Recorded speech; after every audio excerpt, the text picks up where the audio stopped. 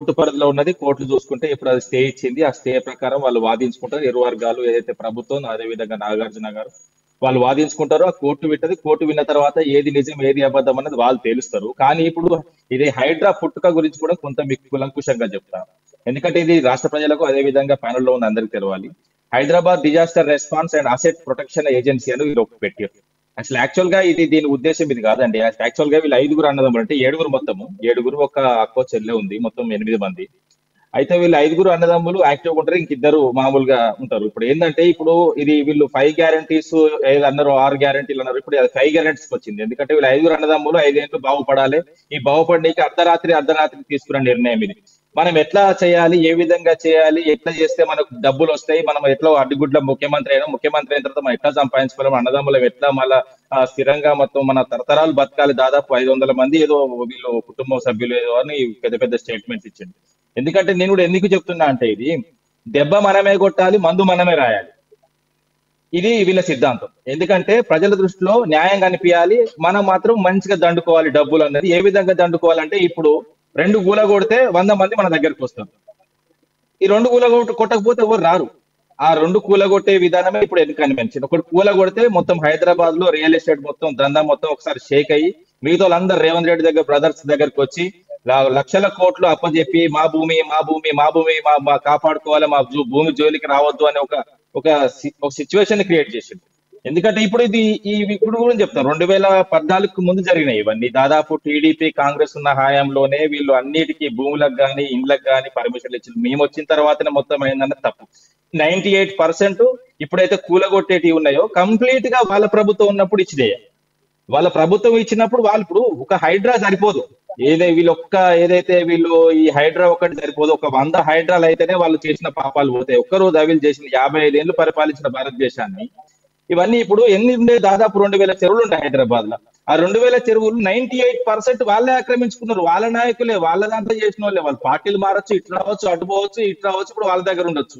ఇప్పుడు మన దానం నాగేందర్ది కూడా మీరు కళ్ళారా చూసిళ్ళు. ఆయన మొత్తం పార్క్ జాగా మొత్తం వేసుకుంటా అనుకున్నారు. అరే డైరెక్ట్ రంగనాథ్నే బెదిరించే అంత స్థాయికి ఎదిగిండు. నీకు ఉద్యోగం ఉండాలన్నదా, పీకాలు ఉన్నదా, ఒక ఐపీఎస్ అధికారిని. అంత ఘోరమైన సిచ్యువేషన్స్ వచ్చిందంటే వీళ్ళు. ఇంకోటి ఏంటంటాడు, మీ పక్క రాష్ట్రాలతో పోటీ లేదంటాడు, మొత్తం దేశంతోనే పోటీ పడతా అంటాడు. అసలు ఏ దేశం అన్నది క్లియర్ చెప్పలేదు. నాకు అర్థమైంది ఏంటంటే హైదరాబాద్ ను అట్టడుగు స్థానానికి తీసుకుపోయి ప్రపంచంలో ఏదైతే పేద దేశాలు ఉన్నాయో, ఈ సూడాన్, టాంజానియా, జాంబియా, ఉగాండా లాంటి దేశాలతో పోటీ పడి పేదరికం హైదరాబాద్ లో తీసుకురావాలనుకుంటున్నాడు. ఇంకోటి హైడ్రా ఫుల్ ఫామ్ కూడా మార్చేసి, అసలు హైడ్రా ఫుల్ ఫామ్ చెప్తా. HY అంటే హైదరాబాద్, D అంటే దోచుకునే, RA అంటే రేవంత్ రెడ్డి అన్నదమ్ములు. ఇది హైడ్రా ఫుల్ ఫామ్. హైడ్రా మొత్తానికి సంబంధించిన ఇది రహస్యం.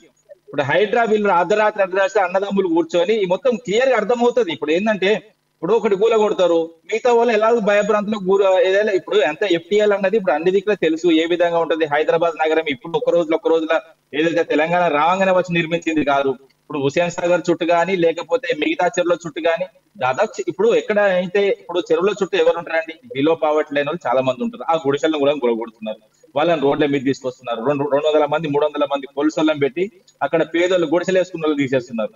మా ప్రభుత్వం కూడా ఉన్నది కొంత మానవీయ దృక్పథంతో కొన్ని వదిలేయడం జరుగుతుంది, అంతే తప్ప. ఇప్పుడు నాగార్జునకు మేము నోటీసులు ఇచ్చినాం. వాళ్ళ ప్రభుత్వంలో ఆయన ఏదైతే కాంగ్రెస్ ప్రభుత్వంలోనే ఏదైతే రెగ్యులేషన్ అవన్నీ పట్టాలు గిట్టాలన్నీ చేసుకోవడం జరిగింది.